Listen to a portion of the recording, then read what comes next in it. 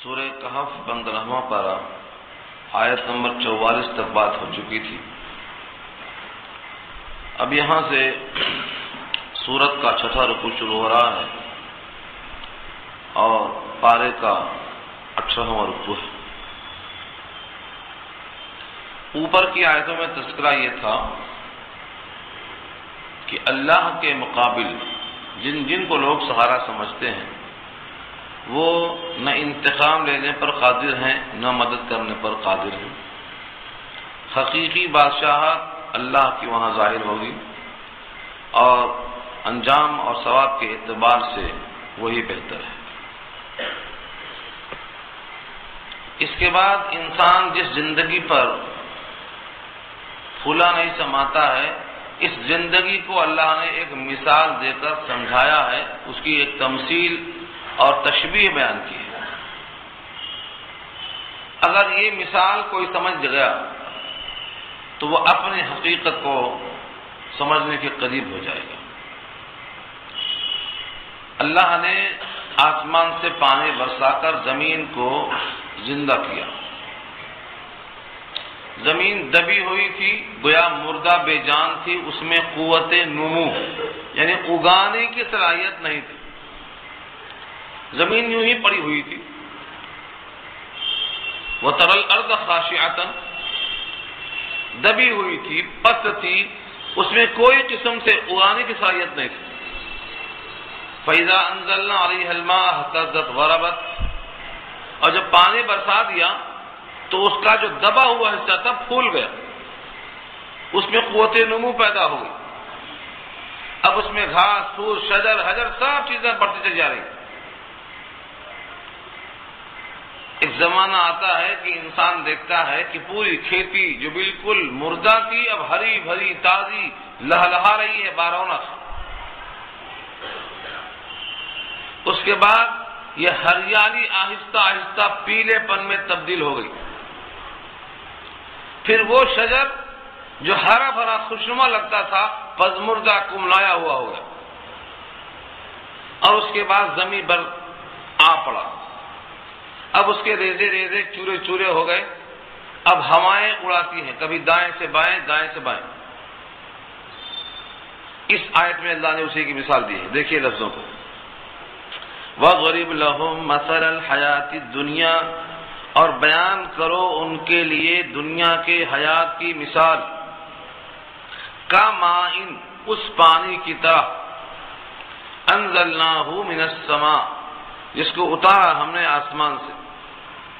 فَاخْتَلَطَ بِهِ نَبَاتُ الْأَرْضِ، پھر وہ پانی زمین میں خلط ملط ہو کر زمین کے سبزے کو اگایا۔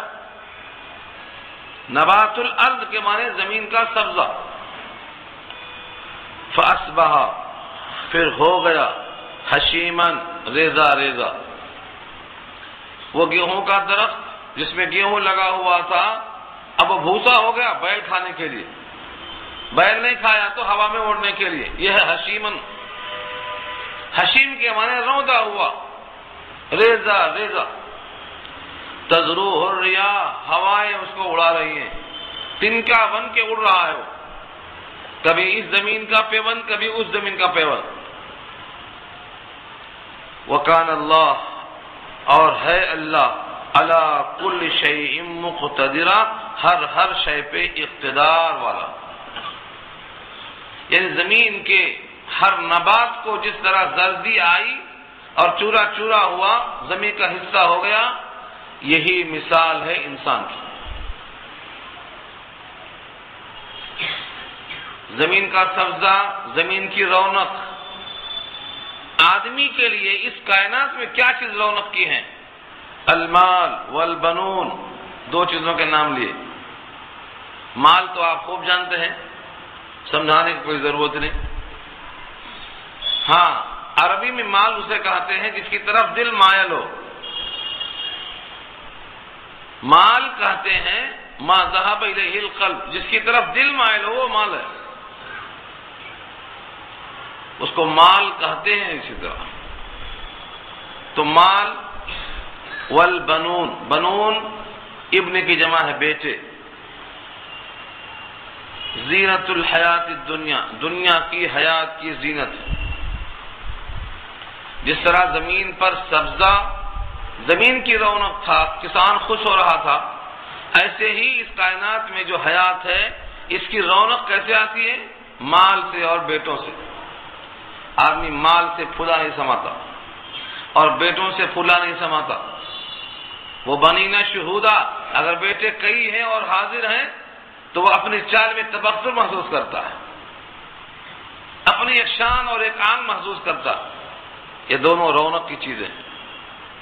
جس طرح سے زمین کی رونق سبزہ ہے، اب ریزہ ریزہ ہو کے اڑنا شروع ہو گیا، ایسے یہ زمین کی جو رونق ہے دنیا کی حیات کی، یہ مال اور بیٹے، ان کا بھی یہی انجام ہونے والا ہے۔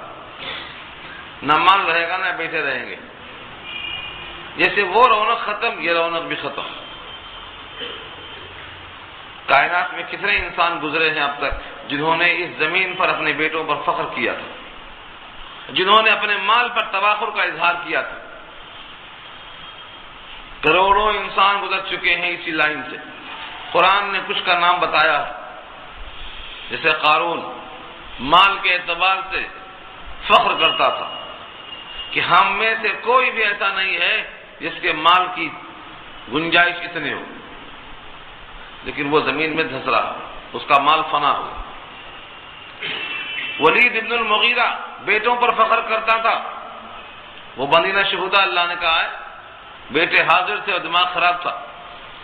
آج وہ بیٹے کام میں نہیں آئے، سب چلے گئے۔ تو ان دونوں چیزوں میں تمثیل ہے، انسان کی حیات بالکل زمین سے نکلنے والے سبزہ کی طرح ہے، وہ بھی زمین پر پانی سے، یہ بھی زمین پر پانی سے۔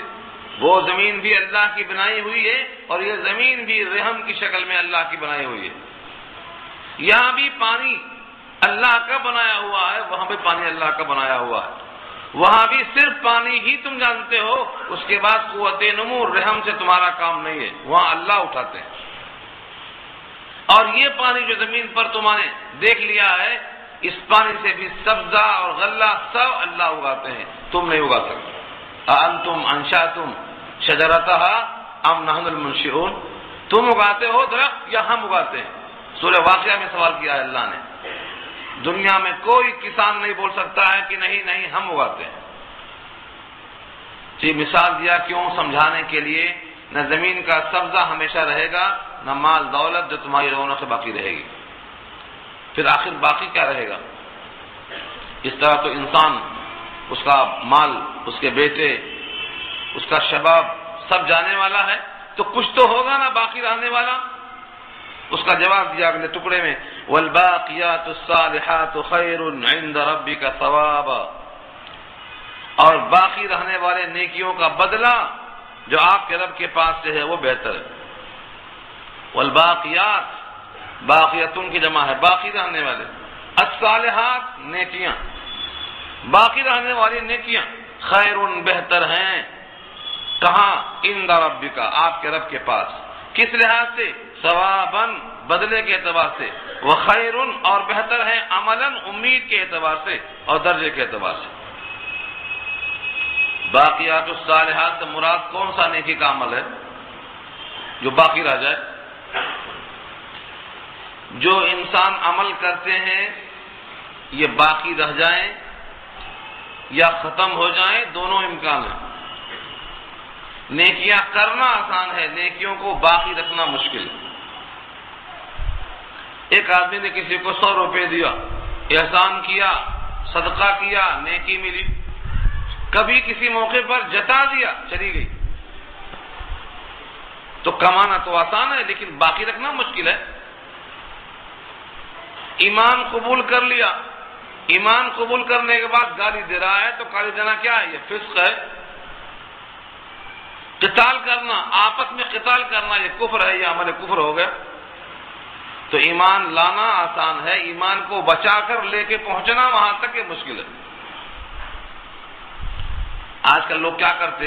عدالت تک گواہوں کو پہنچنے نہیں دیتے، وہاں تک پہنچ گیا تو پھر فیصلہ ہو جائے گا۔ عدالت تک جس طرح گواہ پہنچیں گے فیصلہ ہونے کے لیے ضروری ہے، ایسے یہ اللہ کے پاس حاضر ہونے کے لیے نیک عمل اور ایمان پہنچنا وہاں تک ضروری ہے۔ کبھی کبھی ایمان چلا جاتا، عمل چلے جاتے، تو باقی رہنے والا عمل کون سا ہے؟ اس پر کئی اقوال ہیں، صحابہ کرام میں سے کئی اقوال ہیں۔ ایک قول تو یہ ہے الباقیات الصالحات وہ عمل ہے جس پر اللہ نے جنت کا وعدہ کیا ہے۔ مثلا کسی نے لڑکی کی شادی کر دیا اللہ کے رسول کی سنت کے مطابق، ایک لڑکی کی کیا تو واجب، دو کی کیا تو بھی واجب، تین کی کیا تو بھی واجب۔ اب یہ اس کا اجر اللہ کے ہاں محفوظ ہو گیا، یہ اس کے لیے باقی رہنے والا اجر ہے۔ کلمہ طیبہ اخلاص سے پڑھ لیا، دل کی گہرائیوں سے یقین کے ساتھ پڑھ لیا، ایک مرتبہ بھی اگر سچی شہادت دے دیا، پھر بعد میں کبھی بھی انکار نہیں کیا، بس ایک ہی شرط، تو یہ کلمہ طیبہ کی شہادت، یہ باقیات الصالحات ہے۔ نیک اولاد چھوڑا، یہ باقیات الصالحات ہے۔ صدقہ جاریہ چھوڑا، باقیات الصالحات ہے۔ مختلف قسم کے اقوال ہیں، ان تمام کا ایک ہی حاصل ہے کہ اللہ کی جناب میں جب پیشی ہو اس وقت تم نے جو کچھ پہنچایا ہے یہ سب کے سب باقیات الصالحات ہیں۔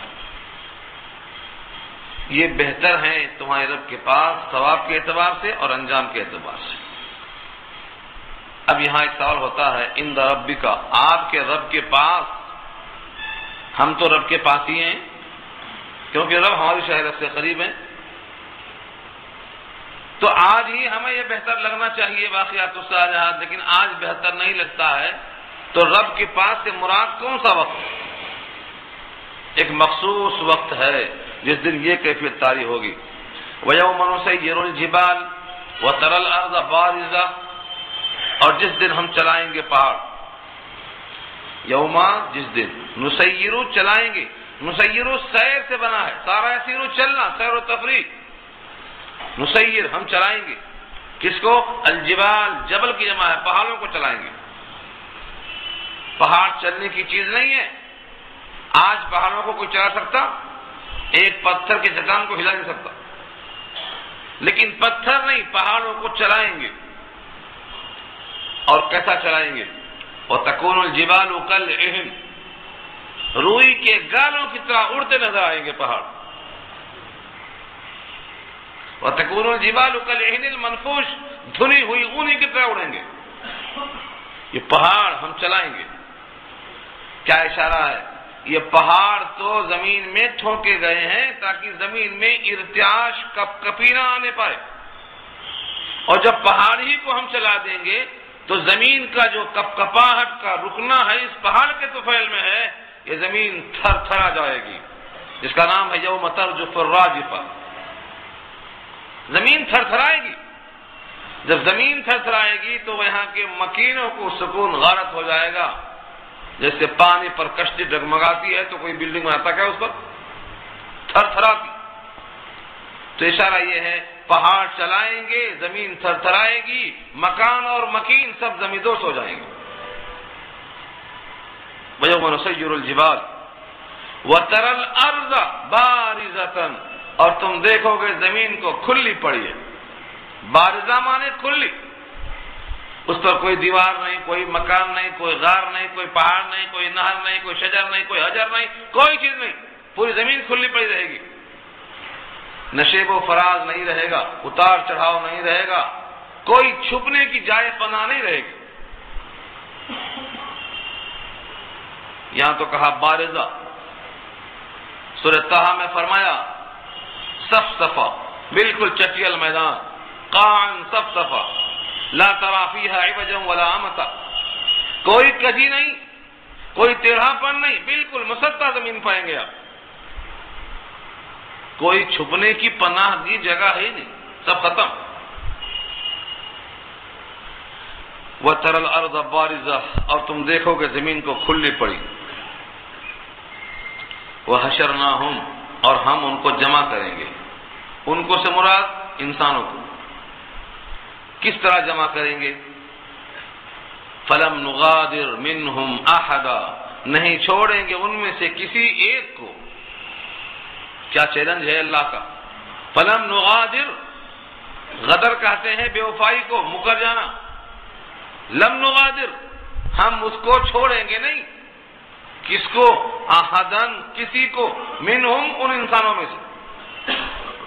کوئی انسان چاہے کہ ہم حاضر نہ ہوں، کسی کی آڑ میں چھپ جائیں، اللہ کا یہ دعویٰ ہے کہ ہم ان میں سے کسی کو نہیں چھوڑیں گے. کوئی انسان بچ نہیں سکتا. فلم نغادر منہم احدا. پھر کہاں پیش کیا جائے گا؟ وعرضوا علی ربک، اور آپ کے رب کے سامنے پیش کیے جائیں گے صفاً، صف لگا کر. یہ صف وہی ہے جو نماز میں ہوتی ہے. نماز میں جس طرح صف ہوتی ہے، قتال میں جس طرح صف ہوتی ہے، جس طرح صف در صف فرشتے اللہ کے سامنے آج کھڑے ہوتے ہیں، ایسے ہی سارے انسان اللہ کے سامنے روبرو کھڑے کیے جائیں گے. وعرضوا علی ربک صفا، سارے انسان کھڑے ہوں گے. آدم سے لے کر آخری دن تک جتنے انسان دنیا میں پیدا ہوئے، سب کے سب رب کے سامنے صف در صف کھڑے ہوں گے. کس حالت میں ہوں گے؟ کیا حالت ہوگی؟ پینٹ شرٹ میں ہوں گے یا ٹائی میں ہوں گے؟ پتلون کوٹ رہے گا؟ اللہ نے یہ واضح کر دیا ہے جسم پر ایک دھاگا نہیں ہوگا، ایک دھاگا جسم پر نہیں ہوگا. جیسے ماں کے پیٹ سے ہم نے پیدا کیا تھا، ناخون کٹے ہوئے بغیر اور بال کٹے ہوئے بغیر اور ختنہ کیے ہوئے بغیر، تم ایسا ہی قبر سے باہر کیے جاؤ گے، ایک لفظ کا فرق نہیں ملے گا. آگے کے الفاظ دیکھیے. لقد جئتمونا، البتہ تحقیق آئے تم ہمارے پاس. جئتمونا، نہ ہمارے پاس آئے نا. تم بولتے تھے مر گئے، کھپ گئے، ختم ہو گیا، کھا لیے پی گئے، ختم ہو گیا. اب دوبارہ ہماری حاضری کون کرے گا؟ بوڑھا ہو کے مر گیا، ایک دم بوڑھا ہو گیا، چٹیل، اب بھلا دوبارہ زندہ کیسے ہوگا؟ اللہ سوال کریں گے. لقد جئتمونا، تحقیق آئے نا ہمارے پاس. کیسا آئے؟ کما، جیسا کہ خلقناکم، تم کو ہم نے پیدا کیا اول مرہ، پہلی بار. اول مرہ، کیسا پیدا ہوئے تھے؟ اپنی پیدائش تو یاد نہیں ہے، لیکن دوسروں کی پیدائش دیکھ کر تو یقین کرو، ننگے پیدا ہوئے تھے، ختنہ نہیں ہوا، ناخون نہیں کٹے گئے تھے، بال نہیں کٹا ہوا تھا، بالکل جسم پر کوئی کپڑے کا نام و نشان نہیں تھا، ایسا پیدا ہوئے تھے. یہاں ہے وہی اول مرہ. بل زعمتم، بلکہ تم نے تو گمان کیا تھا، الن، یہ کہ ہرگز نہیں، نجعل لکم موعدا، بنائیں گے ہم تمہارے لیے کوئی وعدے کا دن. تمہارا تو گمان تھا کوئی وعدے کا دن نہیں، کوئی وعدے کی جگہ نہیں، دوبارہ نہیں آئیں گے، تمہارا تو گمان یہ تھا. مگر تم ہمارے پاس آئے نا، اور کیسا آئے؟ پہلی بار جیسا آئے تھے دنیا میں، اب محشر کے میدان میں ویسا آئے. ماں کے پیٹ سے اس زمین پر کیسا آئے تھے، اب اس زمین کی پیٹ میں سے نکل کر تم محشر میں ایسا ہو گئے. وہ بھی ایک پیٹ تھا، یہ بھی ایک پیٹ ہے. پیٹ میں رہنے والے بچے سے کہو میاں باہر بڑا بہترین قالین بچھا ہے انتظار میں، تو کہے گا نہیں میاں، یہ ماں کے پیٹ کا قالین یہی اچھا ہے. اسے یقین نہیں آئے گا. ایسے قبر والے مردے سے کہو کہ باہر جنت ہے، محشر کا میدان ہے، اسے یقین نہیں آئے گا. مگر یقین ماننا، یقین کا اسی کا نام تو ایمان رکھا اللہ نے. ایمان بالیوم الآخرہ، یہی تو ہے. اگر آنکھوں سے دیکھ کر مانتا ہے تو مشاہدہ ہو گیا، اور آنکھوں سے دیکھے بغیر مانتا ہے تو ایمان بالغیب ہو گیا. تمہارا گمان تو یہ تھا کہ تم ہمارے پاس کبھی نہیں آؤ گے، ہم نے تمہارے واسطے کوئی وقت موعود رکھا ہی نہیں. اب آ گئے، سارے انسان آ گئے، ننگے جسم، بے بالوں پر، کوئی انسان کے جسم پر کچھ بھی نہیں. حضرت عائشہ صدیقہ رضی اللہ تعالی عنہا اس آیت پر نبی کریم صلی اللہ علیہ وسلم سے سوال کرتی ہیں کہ یا رسول اللہ صلی اللہ علیہ وسلم، کیسا بے حیائی کا عالم ہوگا کہ مرد عورت سب بے جسم اور صف در صف کھڑے ہوں گے سارے عالم کے سامنے، علی رؤوس الاشہاد، سب کو سب دیکھیں گے. کس قدر بے حیائی کا منظر ہوگا. فرمایا نبی کریم صلی اللہ علیہ وسلم نے، عائشہ کون کس کی طرف دیکھے گا؟ کون کس کی طرف دیکھے گا؟ سب ایک ایسی آفت میں ہوں گے، نفسی نفسی کا عالم ہوگا، کسی کی نگاہ کسی طرف دیکھنے کے لائق نہیں ہوں گی، ہر ایک اپنے نفسی نفسی میں ہوگا، کوئی کسی کو دیکھے گا نہیں۔ اور سب سے پہلا لباس اس شخص کو پہنایا جائے گا جو اللہ کی خاطر دنیا میں بے لباس کیا گیا تھا، وہ ابراہیم کی ذات اقدس، اللہ کی خاطر کپڑے اتارنے والے، جنہوں نے اللہ کی خاطر ان کو آگ میں ڈال دیا اور کپڑے اتار لیے، سب سے پہلا کپڑا ان کو پہنایا جائے گا۔ تو سب کے سب ننگے ہوں گے، لیکن ہیبت میں کسی کو دیکھنے کے قابل نہیں ہوں گے، ایسا معلوم ہوگا کہ سب مدہوش ہیں، نشے میں۔ نشے میں کسی کو دیکھا ہے؟ نشے والا آدمی چلتے ہوئے لڑکھڑاتا ہے، زبان بولتی ہے تو لڑکھڑاتی ہے، وہ اپنے آپ سے بے خبر ہوتا ہے، کسی کو کیا دیکھے گا؟ سورہ حج پارہ 17 میں اللہ نے خود کہا ہے وَتَرَى النَّاسَ سُكَارَىٰ وَمَا هُمْ بِسُكَارَىٰ وَلَكِنَّ عَذَابَ اللَّهِ شَدِيدٌ۔ تم لوگوں کو دیکھو گے نشے کی سی حالت میں، لیکن نشے میں نہ ہوں گے، ہاں اللہ کا عذاب سخت ہوگا۔ اس لیے وہ نشے میں تو نہیں ہے، مگر مدہوشی کے عالم میں ہے، کسی کو دیکھنے کی طاقت نہیں ہوگی۔ ایسے موقع پر کتاب یعنی نام اعمال رکھا جائے گا، وَوُضِعَ الْكِتَابُ، اور کتاب رکھ دی جائے گی، نام اعمال رکھ دیا جائے گا۔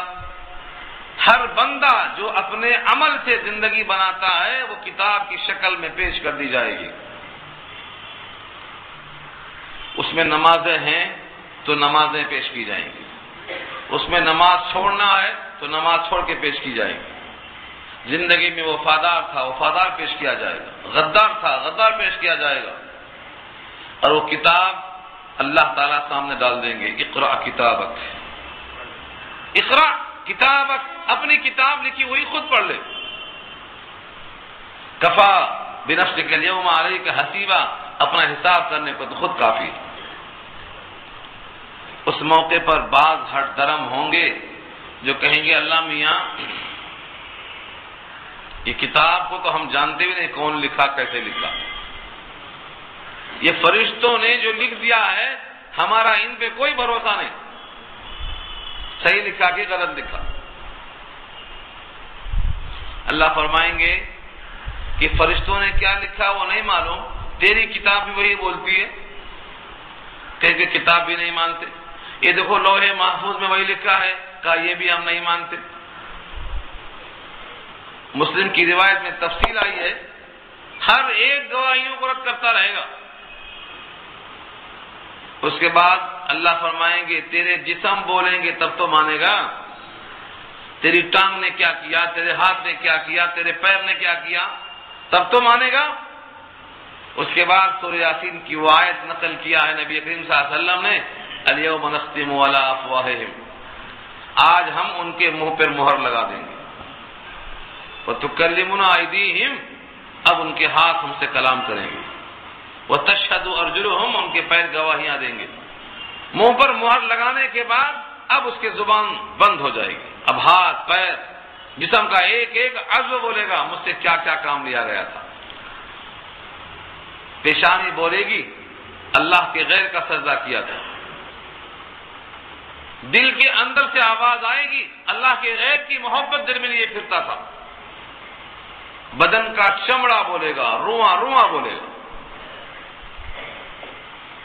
سورہ حامیم السجدہ میں اللہ نے پیغام دیا ہے کہ بدن کا چمڑا بولے گا، چمڑا، اور چمڑے کو مخاطب ہو کر حیران سے پوچھے گا تو میرے خلاف بول رہا ہے، تیرے واسطے تو میں نے کیا کیا انتظام کیا، اس چمڑے کو گورا کرنا چاہا، چمڑے کو چکنا کرنا چاہا، چمڑے کو سب سے زیادہ جاذب نظر بنانا چاہا، اس چمڑے کی خاطر میں نے حرام حلال کی تمیز چھوڑ دیا تھا، اور آج تو میرا چمڑا ہو کر میرے خلاف بول رہا ہے۔ وَقَالُوا لِجُلُودِهِمْ لِمَ شَهِدتُّمْ عَلَيْنَا، لِمَ شَهِدتُّمْ عَلَيْنَا، میرے خلاف گواہی کیوں دیا تو نے؟ یہ چمڑا اپنا سمجھ رہا تھا، چمڑا اپنا نہیں ہے، اللہ کا بنایا ہوا جسم ہے۔ تمہارا ہے تمہارے ساتھ رہنے کی وجہ سے، تو اس کا کیوں نہیں ہے جس نے پیدا کیا اس چمڑے کو؟ تمہاری بات مانتا کہ اس کی بات مانتا؟ در حقیقت تمہارا چمڑا تمہارا نہیں ہے، یہ اللہ کی امانت ہے، صحیح استعمال ہونا چاہیے۔ یہ پمر اس طریقے سے وہ کتاب کا انکار کرنے والا، لوح محفوظ کا انکار کرنے والا اپنے منہ کے بند ہونے کے بعد ہر عدل سے گواہی پائے گا۔ اب ہیبت طاری ہوگی۔ دیکھیے ووضع الکتاب، اور کتاب رکھی جائے گی، فترى المجرمین، پھر تم دیکھو گے مجرموں کو، مجرمین جمع ہے، مجرموں کو دیکھو گے۔ یہ کون سے مجرم ہیں؟ جن کے خلاف جرم ثابت ہو جائے وہ مجرم۔ اس میں کافر کی شرط نہیں، مشرک کی شرط نہیں، چاہے وہ کوئی بھی ہو، اگر جرم ثابت ہو گیا تو مجرم۔ سورہ یاسین میں اللہ نے اسی کو کہا ہے وَامْتَازُوا الْيَوْمَ أَيُّهَا الْمُجْرِمُونَ، اے مجرموں آج الگ ہو جاؤ۔ تم مسلمان ہوں گے مگر نماز نہیں پڑھتے تھے تو بے نمازی تھے، نمازی الگ کر دیا جائے گا۔ تم مسلمان تھے مگر زکات نہیں دیا کرتے تھے تو زکات دینے والا اور زکات نہ دینے والا دونوں ایک ساتھ نہیں رہ سکتے۔ حج پر قدرت کے باوجود حج نہ کرنے والا اور حج کرنے والا دونوں ایک ساتھ نہیں رہ سکتے۔ وَامْتَازُوا الْيَوْمَ أَيُّهَا الْمُجْرِمُونَ، اے مجرموں الگ ہو جاؤ۔ یہ نہیں کہا اے کافروں الگ ہو جاؤ، اے مشرکوں الگ ہو جاؤ، وہ تو ہیں ہی الگ۔ مشرکوں اور کافروں کو تو کوئی چانس ہی نہیں گرمٹ ہونے کا، وہ تو روح نکلتے ہی پکڑے گئے۔ لیکن جو مسلمان ہو کر بھی مجرم ہیں، مجرمانہ حرکتوں میں ہیں اور بغیر توبہ کے مر جائیں گے، ان کے واسطے کہا جائے گا وَامْتَازُوا الْيَوْمَ أَيُّهَا الْمُجْرِمُونَ۔ ایسے مجرمین تڑپیں گے دیکھ کر نام اعمال، مشفقین ڈریں گے۔ شفقہ کے معنی اشفقہ ڈرانا، مشفق ڈرا کر سمجھانے والے کو مشفق کہتے ہیں۔ اپنے باپ کو بھی مشفق اور محترم کیوں کہتے ہیں؟ وہ بھی ڈراتا ہے، برائیوں سے خوف پیدا کر کے نیکیوں پر راغب کرتا، وہ بھی مشفق ہے۔ مشفق لکھیں، شفیق لکھیں یا کیا لکھا صنم؟ القاب کی تلاش میں چلتا نہیں قلم، تو مشفق ہو یا شفیق ہو، یہ سب چیزیں ڈرانے کے معنی میں استعمال ہوتی ہیں تاکہ رہنمائی صحیح ہو جائے۔ تو آپ دیکھیں گے کہ فرشتے جب نام اعمال پیش کریں گے تو مجرم اس کو دیکھ کر ڈرتا ہوا نظر آئے گا۔ کیوں ڈرے گا؟ مما فی، جو اس میں ہے۔ اس میں کیا ہے؟ جو ہم نے کیا وہی ہے، نمازیں چھوڑی ہیں، جھوٹ بولے ہیں، وعدہ خلافی کی ہیں، ترکہ تقسیم کر کے نہیں دیا ہے، جو کچھ کیا ہے تو اس میں لکھا ہوا ہے۔ اور یہ ایسا نہیں ہے کہ کیا کچھ ہے لکھا کچھ ہے، جو کیا ہے وہی لکھا ہے۔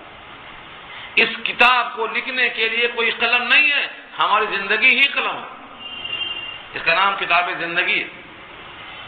وَيَقُولُونَ، اور کہتے ہوں گے زبان حال سے، یا ویلتنا، ہائے ہماری کمبختی، ہائے ہماری کمبختی، ما لہذا الکتاب، اس کتاب کو ہو کیا گیا ہے؟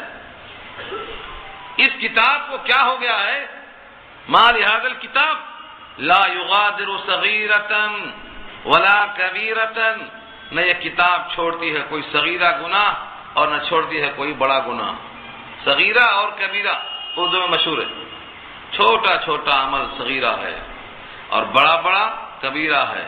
اس کتاب میں ہر چیز درج ہے، نہ صغیرہ غائب ہے نہ کبیرہ غائب ہے۔ الا احصاها، مگر اس کو اس نے گھیر رکھا ہے، چھوڑا نہیں۔ ایک بار مسکرا کر کسی سے سلام کیا تھا، مسکراہٹ پر جو اجر تھا وہ بھی لکھا ہے۔ تلخیوں سے کسی کو گھورا تھا تو وہ بھی لکھا ہے۔ مسجد میں ہوا خرچ کیا تھا تو وہ بھی لکھا ہے، اور مسجد تنگا نکال کے باہر پھینکا تھا تو وہ بھی لکھا ہے۔ چھوٹا چھوٹا عمل۔ ایک صحابی کہتے ہیں، بخاری میں روایت ہے کہ تم جن کاموں کو بڑا ہلکا سمجھ رہے ہو، آج ہمارے زمانے میں ہم اس کو مہلکات میں شمار کرتے تھے۔ مہلکات کا مطلب ہلاک کر جانے والی۔ آج مسلمانوں کی کثرت ہو گئی ہے، وہ بڑے سے بڑے گناہ کے عمل کو ہلکا سمجھتے، اس سے کیا ہوگا، اس سے کیا ہوگا، اس سے کیا ہوگا، کچھ بھی نہیں ہوگا۔ مگر صحابہ اس عمل کو مہلکات میں شمار کرتے تھے، تو ہلاکت والا عمل ہے، اس سے بندہ جہنم کی طرف جائے گا، اس سے رب کریم کی ناراضگی کا راستہ ہوگا، اس سے نبی صلی اللہ علیہ وسلم سے بغاوت کا راستہ ہوگا، قرآن و سنت سے اختلاف کا راستہ ہوگا۔ اس منزل پہ چلنے والا جنت تک نہیں جائے گا، یہ ہم سمجھتے تھے کہ چھوٹا عمل بڑا عمل سب اس کے اندر لکھا ہوا ہوگا۔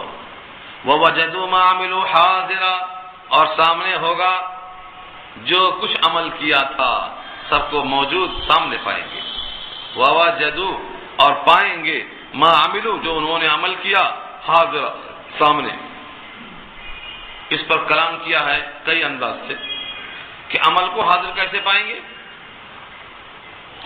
آپ نے ایک عمل کیا، اس کو حاضر کیسے پائیں گے؟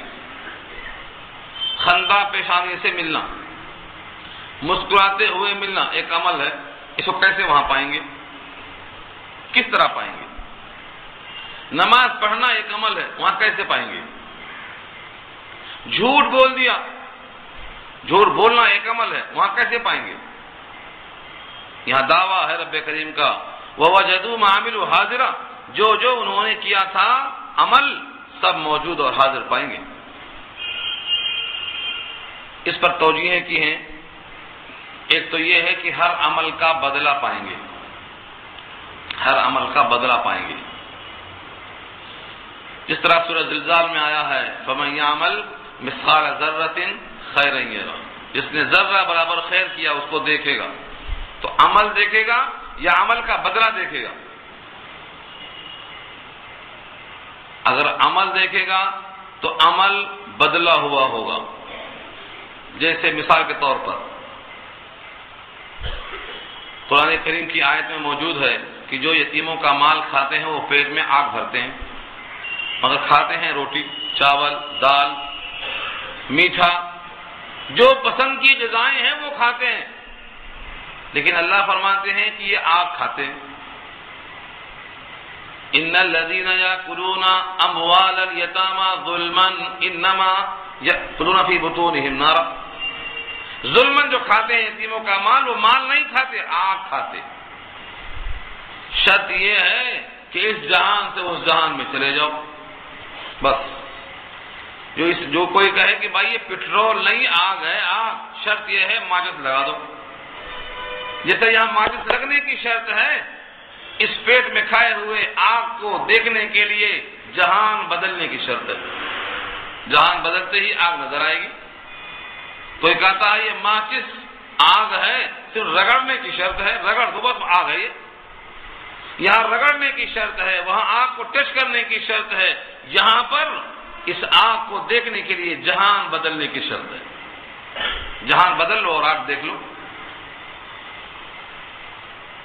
کبھی کبھی نبی کریم صلی اللہ علیہ وسلم کی احادیث میں اس چیز کو سمجھانے کے لیے حصی طور پر کچھ لوگوں نے غیبت کیا تھا، آپ نے کہا دانتوں میں خلال کرو گوشت نکلے گا، لوگوں نے کہا ہم نے تو گوشت کھایا بھی نہیں، کہا جو غیبت کھایا ہے یہ مردہ بھائی کا گوشت تھا، یہ اس کے ریشے نکلتے ہیں دانت سے۔ تو کبھی کبھی ایسا حضور پاک نے دکھا دیا ہے تاکہ ان کے اندر قوت پیدا ہو۔ ایسے واقعات تو بے شمار ہیں کہ دنیا کی چیز وہاں پر آپ کو نظر آئے گی لیکن بدلی ہوئی شکل میں، جیسے حدیث میں آتا ہے جو انسان زکوٰۃ نہیں دیتا اور وہ مال اپنی ذات کے لیے روک کے رکھتا ہے تو وہ گنجا سانپ بن جائے گا، اور وہ اس کے دونوں گل پھڑے جبڑے پکڑ کے کہے گا میں تیرا مال ہوں، انا کنز کا، میں تیرا کنز ہوں۔ تو وہ سانپ کیا بنا؟ خزانہ، خزانے کو سانپ کی شکل دیا اللہ نے۔ جتنے لوگ دنیا میں مال چھوڑتے ہیں اور زکوٰۃ نہیں دیتے ہیں، ان کا مال قیامت میں کیا بنے گا؟ بوجھ سر پہ لاد دیں گے۔ اگر اونٹ کی شکل میں تھا تو اونٹ سر پہ ہوگا۔ بخاری کی روایت کتاب الزکوٰۃ میں آئی ہے کہ قیامت میں کچھ لوگ اپنے سروں پر اونٹ لے کے آئیں گے اور کچھ لوگ اپنے سروں پر گھوڑا لے کے آئیں گے، کچھ بکریاں لے کے آئیں گے، حدیث طویل ہے۔ کچھ سونے چاندی کا گٹھر لے کے آئیں گے، کچھ کپڑے کا لتا باندھ کے لائیں گے، اور یہ کہیں گے اے محمد صلی اللہ علیہ وسلم مجھے بچا لو اس بوجھ سے۔ جس کے سر پہ اونٹ ہوگا وہ اونٹ اسے کھدلتے ہوں گے، بکریاں سینگ سے مارتی ہوں گی۔ فرمایا نبی صلی اللہ علیہ وسلم نے یہ سب مال زکوٰۃ ہے جو انہوں نے ادا نہیں کیا تھا، یا مال غلول ہے جو مال غنیمت تھا تقسیم سے پہلے لوٹ لیا گیا تھا۔ دیکھا آپ نے، یہ شکل ہے ان کے عمل کی۔ جس طرح نعمتیں ہیں الگ شکل دی جائے گی۔ حدیث میں آتا ہے بہترین کوئی نماز پڑھتا ہے تو اس کو حور کی شکل دی جائے گی، سورہ ملک پڑھتا ہے تو عذاب قبر میں دفع کے لیے بہترین چادر کی شکل دی جائے گی، عذاب کو آنے نہیں دے گی۔ تو اللہ تعالیٰ ان عملوں کو یا تو اس شکل میں دکھائیں گے بدل کے، اور یا تو وہی عمل آپ کے سامنے پیش کیا جائے گا، جزا دکھائیں گے۔ بہرحال کوئی عمل غیر حاضر نہیں ہوگا۔ جس کو اللہ کی کتاب پر یقین ہو وہ ایک ایک عمل پر یقین کے ساتھ قدم جمائے کہ مجھے اس کا اجر یا اس کا بوجھ ملنے والا ہے۔ اس لیے فرمایا ہے جب دو مسلمان خوش دلی کے ساتھ مل کر سلام علیکم کہتے ہیں اور مصافحہ کرتے ہیں تو ان کے جسم سے گناہ ایسے جھڑتے ہیں جیسے پتجھڑ کے موسم میں پتے گرتے ہیں۔ یقین ہی نہیں ہے تو ترشی سے مل لیتے، یقین ہوتا کہ گناہ جھاڑنا ہے تو پورے خروج سے ملتے، پتے جھڑ جاتے۔ جو پتے جھاڑ سکتا ہے جھاڑوں سے وہ جسم سے گناہ بھی جھاڑنے پر قادر ہے، یقین پیدا ہونے کی ضرورت ہے۔ اور یہ تو آپ سے کہلوایا جاتا ہے وَلَا يَغْفِرُ الذُّنُوبَ إِلَّا أَنْتَ، آپ کے سوا گناہوں کو معاف کرنے والا کوئی نہیں۔ کیسے معاف کرے گا؟ کبھی نماز پڑھنے سے، کبھی سلام پڑھنے سے۔ سلام پڑھنے سے مراد السلام علیکم کہنا ہے، مائک پر پڑھنا مراد نہیں ہے۔ نبی صلی اللہ علیہ وسلم کے طرف سے یہ وضاحت ہے کہ بندے مومن کے ادنا عمل پر اللہ نے اجر کا وعدہ کیا ہے اور ہر عمل موجود پائیں گے۔ وَوَجَدُوا مَا عَمِلُوا حَاضِرًا، اور پائیں گے ہر وہ عمل جو انہوں نے کیا ہے موجود اور حاضر، چھوٹا عمل ہو یا بڑا کتاب میں درج ہے۔ سورہ مزمل میں اللہ نے کہا ہے وَمَا تُقَدِّمُوا لِأَنفُسِكُم مِّن خَيْرٍ تَجِدُوهُ عِندَ اللَّهِ، تم جو خیر بھیجو گے اللہ کے پاس اس کو پاؤ گے، یہ وعدہ ہے۔ اسی عمل کو پاؤ گے یا اس کی شکل پاؤ گے یا اس کی جزا پاؤ گے۔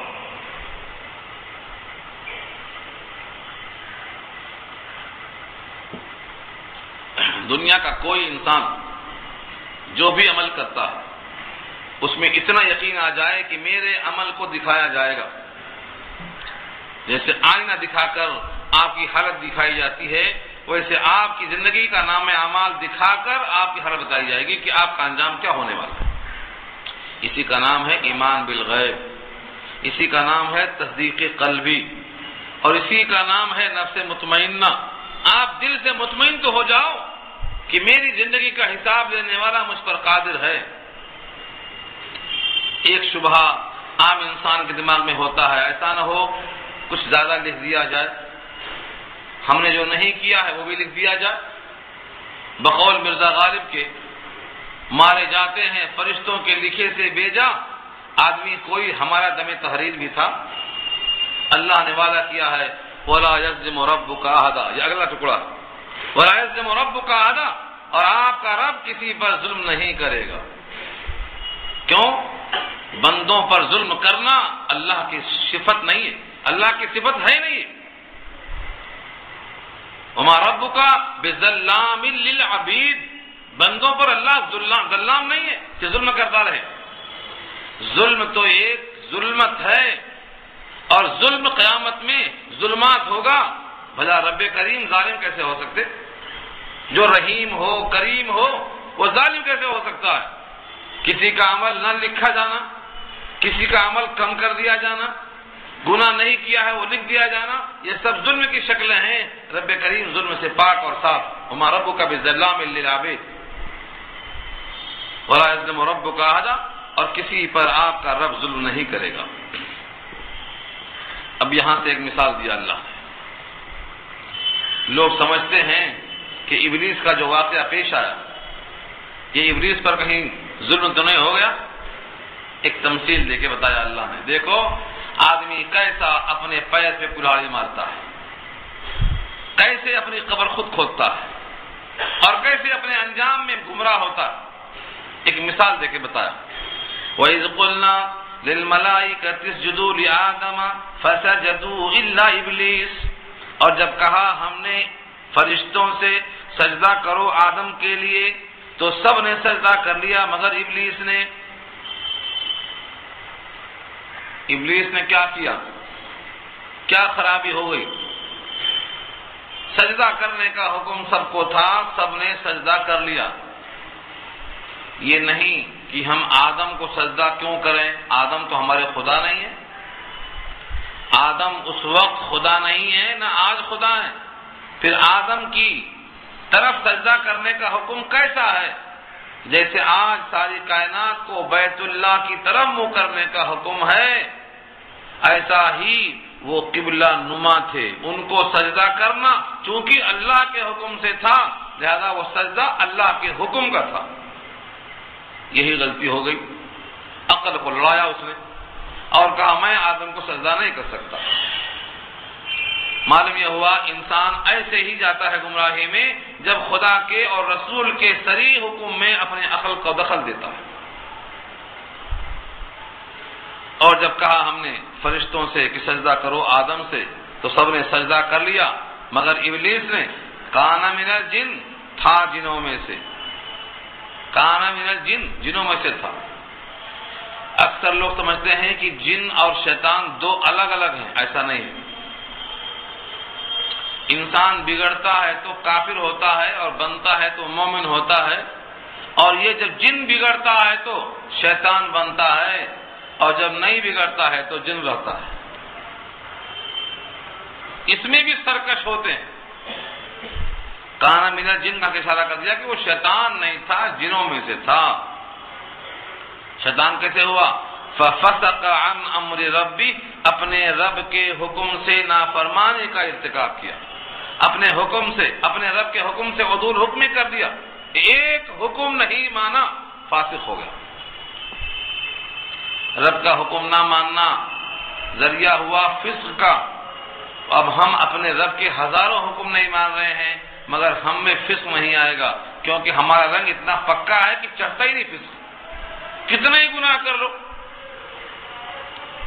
پرستش کرو شوق سے جس کی چاہو، نہ توحید میں کچھ خلل اس سے آئے، نہ اسلام بگڑے نہ ایمان جائے، کچھ بھی نہیں ہو رہا ہمارے لیے۔ نمازیں پڑھو یا نہ پڑھو، روزے رکھو یا نہ رکھو، سچ بولو یا جھوٹ بولو، وعدہ وفا کرو یا بے وفائی کرو، غیبت کرو یا تہمت لگاؤ، یعنی ہمارے ایمان پہ کوئی فرق ہی نہیں پڑ رہا۔ یہاں ایک حکم نہیں ماننے سے فاسق ہو گیا، اور جنوں میں سے تھا، شیطانوں میں سے ہو گیا۔ اور یہاں اللہ کے اتنے حکم توڑنے کے بعد ہم سمجھتے ہیں ہم پر کوئی اثر نہیں ہوا۔ یہ عقیدہ فرقہ مرجیہ کا ہے جو باطل عقیدہ ہے۔ وہ یہ کہتا ہے کہ جس طرح کفر کے ساتھ کوئی عمل صالح، کوئی نیک کام نفع نہیں دیتا، ایسے ہی ایمان کے ساتھ کوئی گناہ نقصان نہیں دیتا۔ یہ باطل عقیدہ ہے۔ کفر کے ساتھ نیک عمل کام میں نہیں آتا، سچ ہے، لیکن ایمان کے ساتھ برے کام کریں گے تو فسق کا الزام آئے گا۔ یہاں دیکھ لو، اس فرشتے کو فاسق کہا، فَفَسَقَ عَنْ أَمْرِ رَبِّهِ، اپنے رب کے حکم سے حکم عدولی کر دیا۔ أَفَتَتَّخِذُونَهُ وَذُرِّيَّتَهُ أَوْلِيَاءَ مِن دُونِي وَهُمْ لَكُمْ عَدُوٌّ، کیا بس تم اس کو اور اس کی ذریت کو دوست بناؤ گے مجھ کو چھوڑ کر، حالانکہ وہ تمہارا دشمن ہے؟ تمہارا دشمن کا مطلب تمہارے دادا آدم کا دشمن ہے۔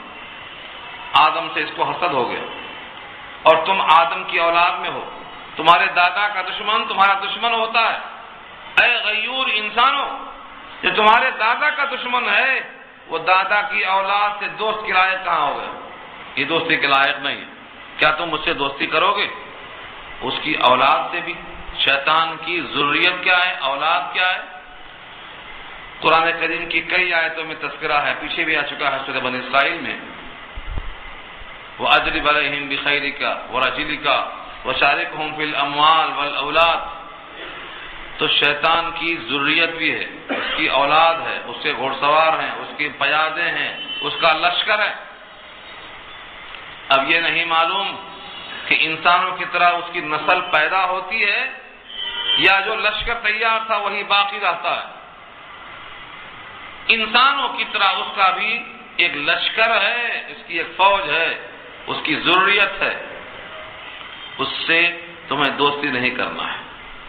اللہ نے یہاں پیغام دے دیا، افتتخذونہ، کیا پس تم اس کو بناؤ گے، وذریتہ، اور اس کی اولاد کو، اولیاء، دوست، من دونی، مجھے چھوڑ کر، وہم لکم عدو، حالانکہ وہ تمہارے واسطے دشمن ہے، بیس للظالمین بدلا، برا ہے ظالموں کے لیے بہت برا بدلہ۔ بدلہ مانے برا بدل، جو ایسے ظالم سے دوستی کرے گا اس دوست کے ساتھ جہنم میں جائے گا، وہی اس کا برا بدل ہے۔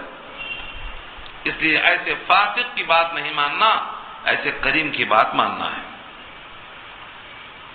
اس کے بعد ایک عام انسان کے دماغ میں جو فطور ہے، بعض کہتے ہیں کہ اللہ کی بیویاں ہیں، اللہ کی بیٹیاں ہیں، اللہ کی اولاد ہے۔ اللہ تعالیٰ نے ان تمام کے لیے رد فرمایا کہ دیکھو، جب دنیا ہم نے بنایا تھا تو دنیا بنانے سے پہلے ان کو دکھا کر منظوری حاصل نہیں کی تھی کہ دیکھو ہم ایسا بنا رہے ہیں، ہمارا یہ پلان ہے۔ جیسے ایک انجینئر بناتا ہے نقشہ، اس کو منظوری کراتا ہے۔ ہم نے اس کائنات کی تخلیق سے پہلے ان کو مشاہدہ نہیں کروایا، ہمارا دیکھو یہ پلان ہے۔ ما اشہدتہم خلق السماوات والارض، نہیں مشاہدہ کروایا ہم نے ان کو زمین و آسمان کی تخلیق کا، ولا خلق انفسہم، اور نہ ان کی ذات کی تخلیق کا۔ ان کو جب بنایا تب بھی ان سے نہیں پوچھا، ان کے لیے زمین آسمان بنایا تب بھی ان سے نہیں پوچھا۔ اور ہمارا دستور یہ ہے، وما كنت متخذ المضلین عضدا، اور میں نہیں ہوں بنانے والا گمراہوں کو دست و بازو۔ عضدا کے معنی دست و بازو۔ آدمی کسی سے کچھ مدد چاہتا ہو، کچھ دکھا کر اس کی واہ واہ چاہتا ہو، منظوری چاہتا ہو، اجازت چاہتا ہو، ہم نافرمانوں کو اور ظالموں کو اپنا دستبازو بناتے ہی نہیں۔ جب ان کو دکھایا ہی نہیں ہے تو ان کو معلوم کیسے ہوا کہ فرشتے بیٹیاں پیدا کی گئیں اور اللہ کی بیویاں بنائی گئیں؟ انہیں کچھ بھی نہیں معلوم۔ لہذا ان کی تمام باتیں اٹکل پچھو ہیں۔ ان کا حال یہ ہوگا، قیامت میں ہم آواز دیں گے، یعنی ہماری طرف سے فرشتے پکاریں گے، وَيَوْمَ يَقُولُ نَادُوا، اور جس دن کہیں گے پکارو، شرکائی، میرے شرکا کو، تم نے میرے ساتھ جن جن کو شریک کیا تھا وہ کہاں ہیں میرے شرکا، میرے پارٹنرشپ میں کہاں ہیں؟ زمین کی بناوٹ میں میرا شریک کون تھا؟ آسمان کی تخلیق میں میرا شریک کون تھا؟ تمہاری پیشانی کے بنانے میں میرا شریک کون تھا؟ تم نے جن جن کو میرا شریک سمجھا تھا پکارو، بلاؤ کہاں ہے؟ وَيَوْمَ يَقُولُ، اور جس دن کہیں گے، اس دن کو یاد کرو جس دن کہیں گے، کیا کہیں گے؟ حق تعالیٰ فرمائیں گے، نادو، پکارو، شرکائی، میرے شرکا، میرے پارٹنرز، الذین زعمتم، جن کو تم نے گمان کر رکھا تھا، فدعوہم، وہ سب مل کے پکاریں گے، فلم یستجیبوا لہم، پس وہ ان کو کوئی آواز نہیں دیں گے۔ آواز دیں گے کہاں سے؟ یہ تو سب کے سب جہنم میں ہوں گے تو آواز کیسے دیں گے؟ ان کی آواز باہر تک آئے گی نہیں، اندر سے باہر نہیں جائے گی، باہر سے اندر نہیں جائے گی۔ فلم یستجیبوا لہم، اور صرف یہ نہیں کہ آواز نہیں سنیں گے اور آواز کا جواب نہیں دیں گے، بلکہ فرمایا وَجَعَلْنَا بَيْنَهُمْ مَوْبِقًا، اور ہم کر دیں گے ان کے درمیان ہلاکت کی آڑ، ایک آڑ کر دیں گے ہم۔ جن کو یہ شریک سمجھتے تھے ان کو ان سے ملنے کا کوئی امکان نہیں ہوگا، دونوں میں آڑ رکھ دیں گے، ہلاکت کی آڑ، یہ بھی ہلاک وہ بھی ہلاک۔ وَرَأَى الْمُجْرِمُونَ النَّارَ فَظَنُّوا أَنَّهُمْ مَوَاقِعُوهَا وَلَمْ يَجِدُوا عَنْهَا مَصْرِفًا، اور دیکھیں گے مجرم لوگ جہنم کو، جہنم سامنے ہوگی، فَظَنُّوا، بس ان کو گمان ہو جائے گا، انہم مواقعها، کہ وہ اس میں اب پڑنے والے ہیں، اب اس میں گرنے والے ہیں۔ وَلَمْ يَجِدُوا عَنْهَا مَصْرِفًا، اور نہیں پائیں گے اس سے بچنے کی کوئی راہ۔